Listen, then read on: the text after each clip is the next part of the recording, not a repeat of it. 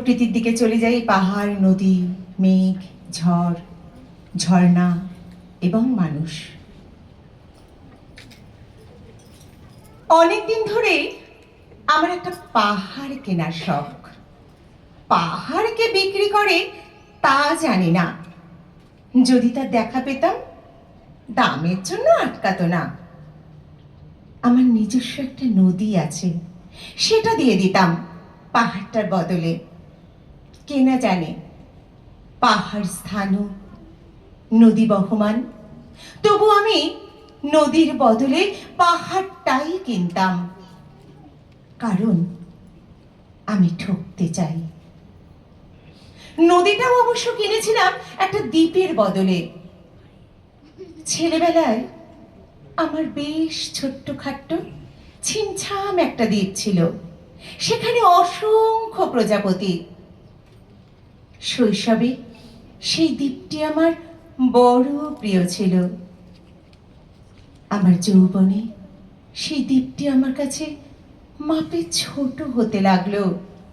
প্রবাহমান ছিপছিপে তন্নি নদীটি বেশ পছন্দ হলো আমার।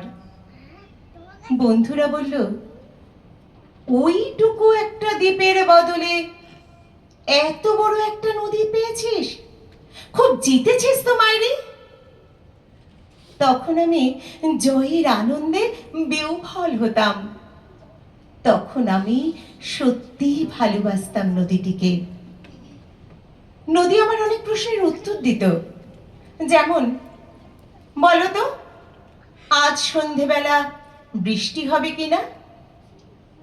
সে বলতো, আজ এখানে দক্ষিণ গরম হাওয়া, শুধু একটা ছোট্ট দ্বীপে বৃষ্টি।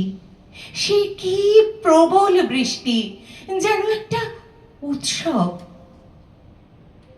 আমি সেই দ্বীপে আর যেতে পারি না।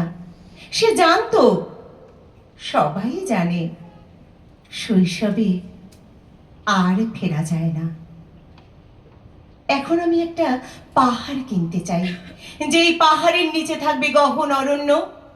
আমি সেই অরণ্য পার হয়ে যাব। তারপর রুক্ষ কঠিন পাহাড়, একেবারে চূড়ায় মাথার খুব কাছে আকাশ, নিচে বিপুলা পৃথিবী, চরাচরে তীব্র নির্জনতা। আমার কণ্ঠস্বর সেখানে কেউ শুনতে পাবে না। আমি ঈশ্বর মানি না, তিনি আমার মাথার কাছে এসে ঝুঁকে দাঁড়াবেন না।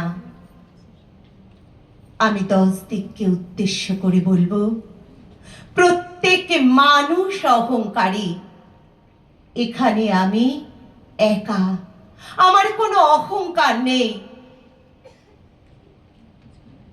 এখানে জয় করার বদলে ক্ষমা চাইতে ভালো লাগে। হে 10 দিক, আমি কোনো দোষ করিনি, আমাকে ক্ষমা করো। আমার সেই গল্পটা এখনো শেষ হয়নি, শোনো। পাহাড়টা আগেই বলেছি ভালোবেসেছিল মেঘকে, আর মেঘ কিভাবে শুকনো খটখটে পাহাড়টাকে 26 বছরের ছোকরা বানিয়ে তুলেছিল সে তো আগেই শুনেছ। সেই দিন ছিল পাহাড়টার জন্মদিন। পাহাড় মেঘকে বলল, আজ তুমি লাল শাড়ি পরে আসবে। মেঘ পাহাড়কে বললে, আজ তোমাকে স্নান করিয়ে দেব চন্দন জলে। ভালোবাসলে নারীরা হয়ে যায় নরম নদী, পুরুষেরা জ্বলন্ত কাঠ। সেইভাবেই নদী ছিল পাহাড়ের আলিঙ্গনের আগুনে, আর পাহাড় ছিল মেঘের ঢেউ চলে। হঠাৎ আকাশ জুড়ে বেজে উঠল ঝড়ের জগঝম্প। ঝাঁকড়া চুল উড়িয়ে ছিনতাইয়ের ভঙ্গিতে ছুটে এলো এক ঝাঁক হাওয়া। মেঘের আঁচলে টান মেরে বললে, ওর ছুরি, তোর বিয়ে। এখনো গল্পটা শেষ হয়নি।